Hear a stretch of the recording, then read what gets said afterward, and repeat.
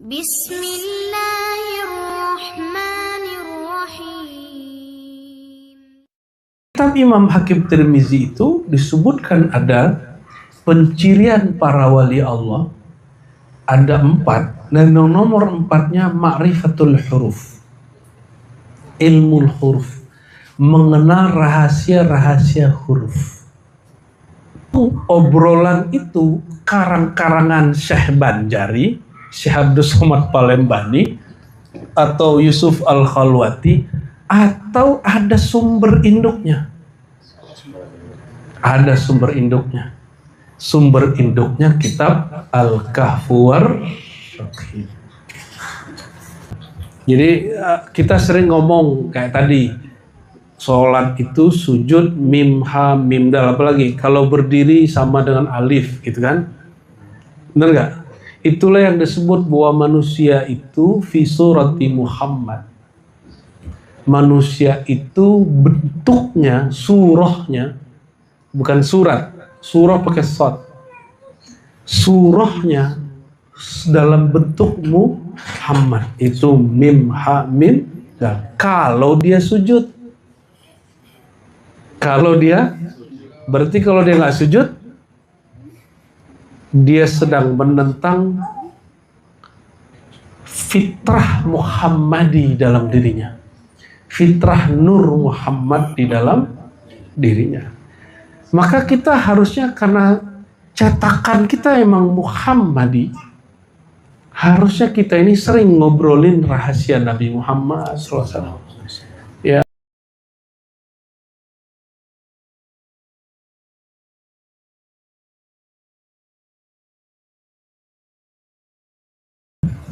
Bismillahirrahmanirrahim.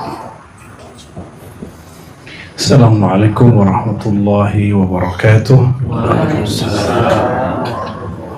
Alhamdulillahilladzi kanaza al-asrar fil ahruf al-muqaddasah al-munazzalah ala qalbi sayyidina Muhammad sallallahu alaihi wasallam. Asyhadu an la ilaha illallah, asyhadu anna Muhammadan abduhu wa rasuluh. Allahumma salli ala sayyidil wujud, sayyidil qawnain, an-nuqtah tahta al-ba', Sayyidina Ahmad, Sayyidina Ahid, Sayyidina Mahmud, wa ala alihi wa ashabihi ajma'in. Amma ba'du, terima kasih pengantarnya Buya Asfi. Betul, beliau ini imam zuriat Syekh Abdul Qadir Al-Jilani. Syekh Abdul Qadir berfatwa dengan 2 mazhab, Syafi'i dan Hanbali dalam fikih. Dalam tasawuf dia berguru kepada Imam Ad-Dabbas dan Yusuf Al-Hamadani, belajar zikir jahar dan zikir khafi, tapi kewaliannya sudah dikenal dari kecil. Dan zuriatnya, ini zuriatnya ya mazhab Hanbali al-Sunnah, dan dia akidahnya Asy'ariyah. Dalam tasawuf dia bertariqah Qadiriyah melalui mursyidnya Syekh Ismail Al-Jabarti Al-Yamani. Jabarti berarti dari Yaman ya. Terus beliau ini juga berinteraksi dengan banyak orang. Salah satu kawannya tadi disebut oleh Buya Zul Asfi yang menjadi pendorong kitab ini ditulis. Kitabnya kecil segini aja, kelihatan? Kalau saya hitung hanya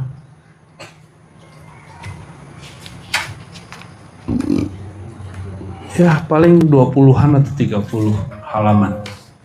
Jadi tipis sekali. 20-30 tipis ya. Dan ini kitab tentang uraian Bismillahirrahmanirrahim dari pandangan ahli ma'rifat, bukan pandangan ahli tafsir.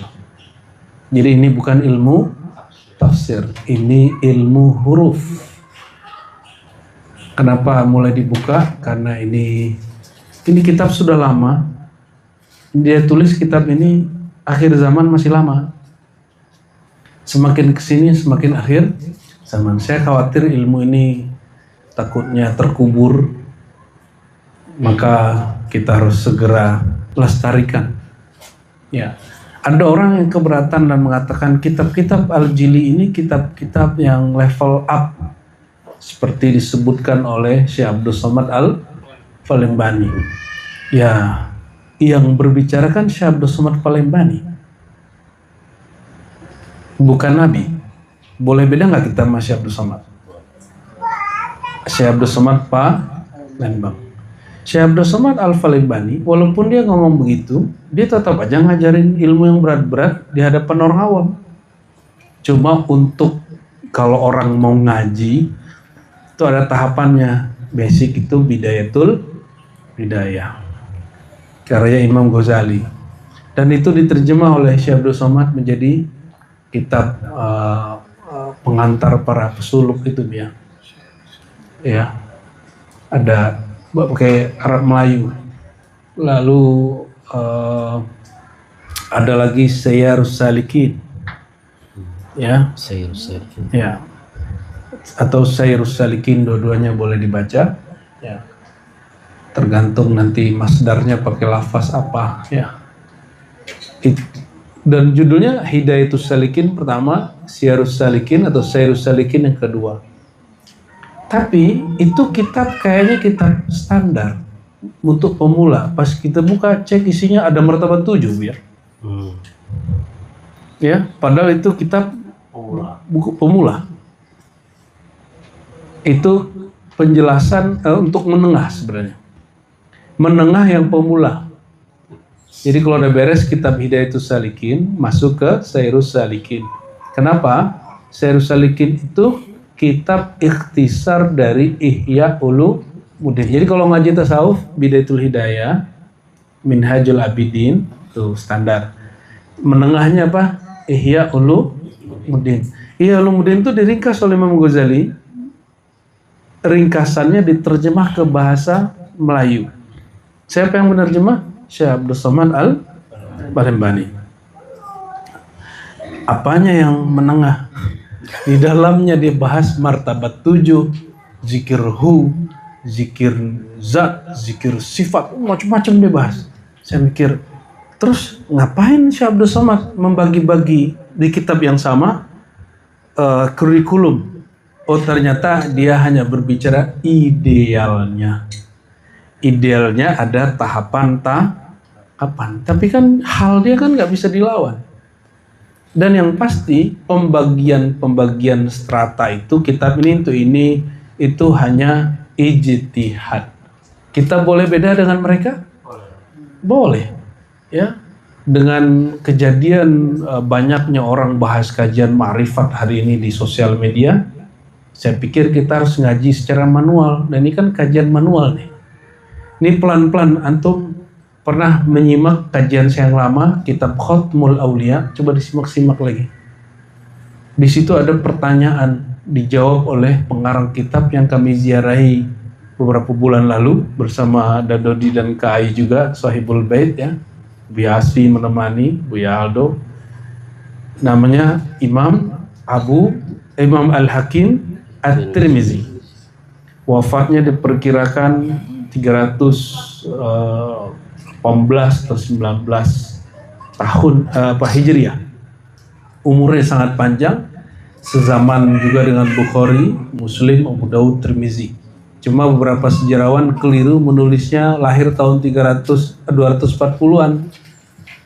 Dia 240-an tuh udah berguru ke Imam Qutaibah, gurunya Bukhari. Kalau orang udah bisa berguru ke Qutaibah, kira-kira umurnya berapa? Remaja minimal. Atau 20-an. Qutaibah itulah wafatnya 240 Hijriyah. Sejarawan sebagian bilang apa? Orang ini Hakim Tirmizi lahir setelah tahun 240. Masuk akal gak? Maka kita boleh beda sama orang. Sama sejarawan boleh beda, sama ahli fikih boleh beda. Yang gak boleh beda itu sama Rasulullah SAW. Paham? Ya. Kita nggak boleh beda sama Rasulullah. Ya, kalau ada orang nggak sepakat sama saya, boleh nggak? Boleh. Ya nggak boleh itu antum nggak sepakat sama Allah, itu nggak boleh. Ya, kalau sama Ar-Razi boleh beda, bahkan boleh menentang. Ya, bahkan boleh kemudian berargumen mengatakan, oh itu keliru. Bahkan kalau Bu Yasi bilang aneh sesat, itu boleh Bu ya. Cuma hitung-hitunglah diri dulu, bilang orang sesat. Ya. Bu Yasi boleh bilang saya tolol. Cuma kalau orang ngomong sesat, tolol, guguk apa, kalau keseringan ngomong begitu, jangan-jangan dia memelihara kebun binatang dalam jiwanya. Ya, saya khawatir aja. Nah, maka kita nggak mau lakukan itu ya. Kita pun nggak sempurna, kita sedang memperbaiki diri. Siapa tahu banyak hal-hal yang belum dapat kita benerin. Kok sibuk sama aib orang? Ya, termasuk sebelumnya antum boleh nggak sepakat loh. Dalam Al-Quran, Allah membedakan antara manusia dicipta dengan tanah dengan manusia, sisi manusia yang lain yang dihembus. Saya cuma ngomong Quran, bagi mereka yang didahuluin filsafat yang ada di kalam. Nggak ada masalah juga. Kan masalah mereka nanti sama Allah. Allah mengatakan manusia itu dicipta dari tanah, tapi ada sisi manusia yang tidak dicipta dari tanah, tapi dihembus. Quran sendiri ngomong. Terus ada yang mengatakan, oh itu sesat, oh itu rusak. Ya itu urusan dia lah. Kalau Ar-Razi ngomong rusak, tapi kalau Gus Bah yang ngomong nggak rusak. Ya, itu ente takut sama Kiai Jawa, ente nggak takut sama Kiai Padang namanya. Ya? Nggak apa-apa, nggak ada masalah, nggak ada masalah. Bagi kita, oh berarti pandangan saya menjadi pikiran Anda. Ya alhamdulillah berarti kita dianggap punya gagasan, ya kan? Kalau orang nggak sepakat, kita nggak akan paksa orang sepakat. Dan kita nggak akan tuduh orang yang nggak sepakat itu sesat. Paling-paling tidak mengerti maksud kita. Tidak mengerti itu bahasa halusnya, bahasa Arabnya jahilun.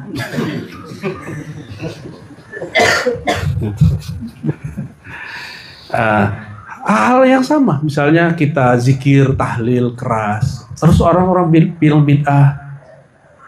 Kita kan punya dalil. Kalau ada orang kesepakat, kita nggak boleh paksa loh. Kita nggak boleh paksa dia untuk zikir keras seperti kita. Ada orang yang bilang Fatihah nggak nyampe, terus ente mau paksa dia ilah hadrati. Kan nggak perlu. Dia nggak percaya kok bisa ngirim, tapi dia percaya kalau ngirim barang pakai JNE nyampe. Ya itulah dinamika ya, dan nggak ada masalah toh. Ada orang yang kemudian misalnya menganggap thariqat dia lebih bagus atau mursyid dia lebih keren, apa-apa juga. Namanya kita punya mursyid, kita harus meyakini mursyid kita mulia. Kita punya guru, kita harus meyakini guru kita keren. Itu ada di semua kitab. Buka kitab ulumul Quran, ulumul hadis. Ilmu apa aja, itu ada di situ, adabut talib. Bahkan ta'limul muta'allim. Dan semua sepakat mengajarkan, kalau kamu punya guru, hendaklah kau meyakini gurumu itu mulia. Maka itu tidak termasuk fanatis. Justru itu adalah pintu supaya ilmu dia tembus ke dalam kolbu. Ya. Jadi kalau kita nggak takzim kepada guru, takzim itu artinya mengagungkan, membesarkan guru, maka kalam-kalam dia nggak akan tembus ke dalam kolbu. Kenapa? Karena kita tidak menganggap dia punya karisma. Oleh karena itu, jangan kemudian menganggap kalau punya kawan nih, beda pengajian sama kita, terus bilang, fanatis tuh. Lah apa bedanya ente sama guru ente? Ya. Kita itu tidak diajarkan fanatis, diajarkan mencintai dan menghormati guru. Dan suami-suami jangan khawatir kalau istrinya cinta sama gurunya, itu bukan cinta syahwat. Itu cinta nur. karena dia menyaksikan ada nur Nabi Muhammad SAW pada diri gurunya. Kalau ngomong nur kita langsung aus ya. Bismillah. Minum nih.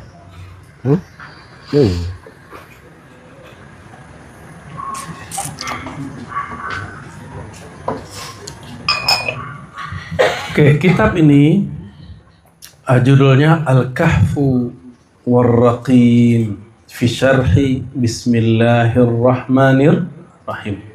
Itu cuma judulnya. Orang dulu itu pinter-pinter ngasih judul. Kadang judulnya itu nggak berkaitan nama dengan isinya. Tapi kalau diterjemahkan, uraian simbolis dan makna dari Bismillahirrahmanirrahim. Jadi ini bukan tafsir, dia nyebut fi syarhi, dalam mensyarah, bukan mentafsir. Jadi ini bukan kitab tafsir, ini hanya cara untuk menggali nilai-nilai huruf yang ada di basmalah. Nah, di kitab Imam Hakim Tirmizi itu disebutkan ada pencirian para wali Allah, ada 4, dan nomor 4-nya ma'rifatul huruf, ilmu huruf, mengenal rahasia-rahasia huruf. Sering dengar nggak dulu ada kiai ngomong begini? Yang sering ngomong gitu misalnya Kiai Palembang, Kiai Banjar, ya, Sulawesi, sering ngomong gini. Kalau sholat, waktu sujud itu mim ha mim dal, sering dengar kita. Kepala itu mim, badannya ha, ya, lututnya mim, lalu kakinya dal. Itu obrolan itu karang-karangan Syekh Banjari, Syekh Abdus Somad Palembani, atau Yusuf Al-Khalwati, atau ada sumber induknya. Ada sumber induknya. Sumber induknya kitab Al-Kahfu War-Raqim. Ya. Ini kitab ini harus dibarengi dengan kitab Tajalliyat Al-Ilhiyah fi apa? Kalian. Ya. Nanti kalau itu nanti yang di Matraman nanti ya. Cuma nggak tahu live atau tidak. Karena isinya menjelaskan nama-nama Allah yang sudah dizahirkannya dan beberapa nama yang dia simpan di kolbu para nabi dan di kolbu sebagian para walinya. Jadi ada bahasa dari beliau, nama Allah itu ada yang diketahui hanya para nabi, ada yang diketahui oleh para wali. Artinya nggak ada di Quran dan Sunnah, tapi diilhamkan ke kolbu wali. Antum mungkin protes, lo syariat kan udah selesai bro, ya, sama aneh berburu-buru juga boleh. Kan syariat udah selesai, terus ngapain lagi ada ilham turun ke wali? Tuh, nggak ngerti. Itu tanda nggak ngerti. Syariat itu isinya apa? Hukum-hukum zahir yang berkaitan dengan amal orang Islam, ya, al-mukallaf, baik secara global ataupun terperinci, itu syariat. Jadi wahyu Allah yang berkaitan dengan hukum-hukum yang zahir. Contohnya apa? Salat. Salat itu hasil ijtihad ulama, pandangan ulama, atau wahyu dari Allah. Adakah perbedaan ulama Mekah dengan ulama Jakarta mengenai jumlah rakaat sholat subuh? Ada nggak? Ulama Jakarta berpandangan sholat subuh itu cukup dilakukan 1,5 rakaat. Ada nggak? Dan mereka berbeda dengan ulama Mekah bahwa sholat subuh itu 2 rakaat. Bisa nggak? Kenapa? Karena tidak ada ijtihad dalam wahyu. Tidak boleh ulama memunculkan pandangan dia kalau wahyu sudah jelas. Maka disebut dia muhkamat. Perkara yang sudah jelas. Tapi, ini tapi nih. Ketika Nabi ngangkat tangan sholat, Allahu Akbar. Riwayatnya ada yang di bawah bahu, ada yang di bawah telinga, ada yang setinggi telinga. Ada yang pasan baca begitu, takbirnya berengan dengan tangannya, ada yang setelah. Lalu ada ulama berpandangan, saya memilih A, itu fikih, itu ijtihad, itu boleh. Dan itu boleh beda ulama Mekah dengan ulama Jakarta. Ulama Jakarta kalau sholat bismillahnya dikeraskan. Ulama Mekah hari ini, yang hari ini bukan yang dulu ya, bismillahnya dikuatkan nggak? Dikeraskan nggak? Itu enggak. Itu boleh beda, tapi mereka nggak akan beda masalah rakaat. Ulama Jakarta berpandangan tidak wajib baca Al-Fatihah di dalam sholat. Ada nggak begitu? Ada. Kenapa? Itu sudah bagian dari syariat. Dan syariat sudah selesai. Syariat sudah selesai pada diri Nabi Muhammad SAW. Maka Nabi mengatakan apa? Setelahku nggak ada Nabi lagi, nggak ada Rasul lagi. Setelahku yang ada cuma pewaris. Al-ulama warasatul anbiya. Lalu beliau mengatakan nahnu. Ini kalimat ikhtisas, ma'asyira, bukan ma'asyir. Seharusnya kan nahnu ma'asyirul anbiya. Ya.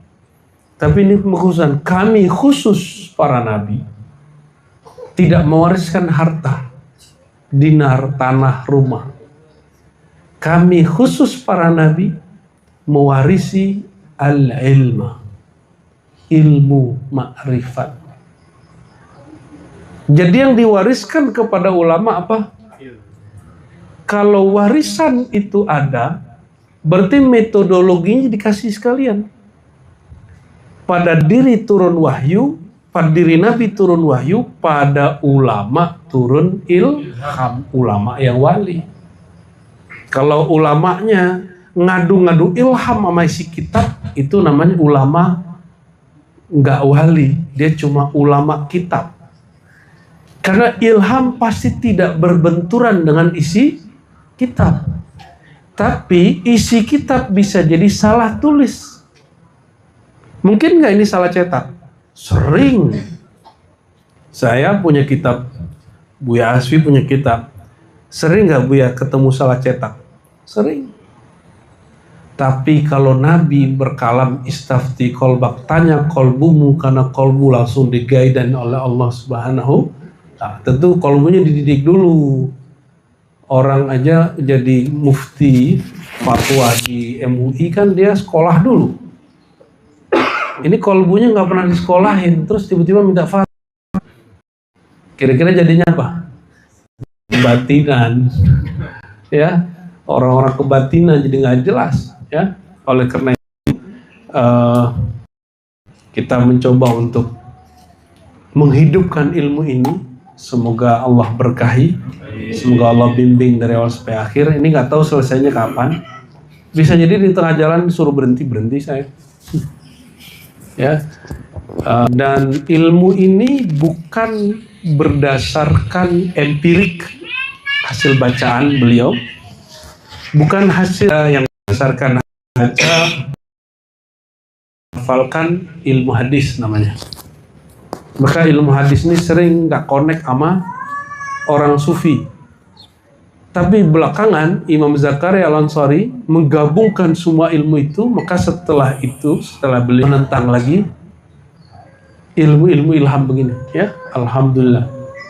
Jadi ini beliau dapatkan baik secara data kitab, tapi lebih banyak secara ilhami.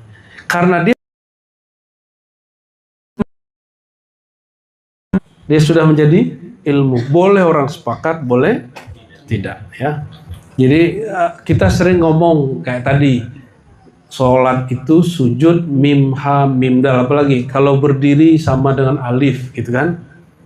Benar nggak? Itulah yang disebut bahwa manusia itu fi surati Muhammad. Manusia itu bentuknya, surahnya, bukan surat. Surah pakai shad. Surahnya dalam bentuk Muhammad, itu mim ha mim dal. Kalau dia sujud, Kalau dia, berarti kalau dia nggak sujud, dia sedang menentang fitrah Muhammadi dalam dirinya. Fitrah Nur Muhammad di dalam dirinya. Maka kita harusnya, karena cetakan kita emang Muhammadi, harusnya kita ini sering ngobrolin rahasia Nabi Muhammad SAW. Ya, rindu Nabi Muhammad SAW. Bukan malah sibuk dengan aliran-aliran orang, atau malah sibuk dengan pikiran-pikiran orang, mazhab-mazhab orang. Coba lihat, saya sudah jarang loh mengkritisi Salafi, Wahabi. Itu saya anggap masa lalu. Cuma kalau beda kita bilang beda aja. Coba bukan dalam rangka mengkritisi. Oh, kalau teman kita Salafi nggak begini, gitu aja. Nggak ada lagi dalam rangka membenci mereka. Ya, karena saya yakin orang-orang yang bersalafi, bersufi, berjamaah tabligh tidak berniat masuk neraka. Coba tanya orang-orang yang ikut sufi, ikut tarekat, ikut salafi, jadi wahabi, dia berniat masuk surga atau berniat masuk neraka? Berniat mencari ridha Allah atau mencari ridha makhluk? Ridha Allah, cuma mungkin jalannya agak macam-macam lah. Kita maklumi lah itu.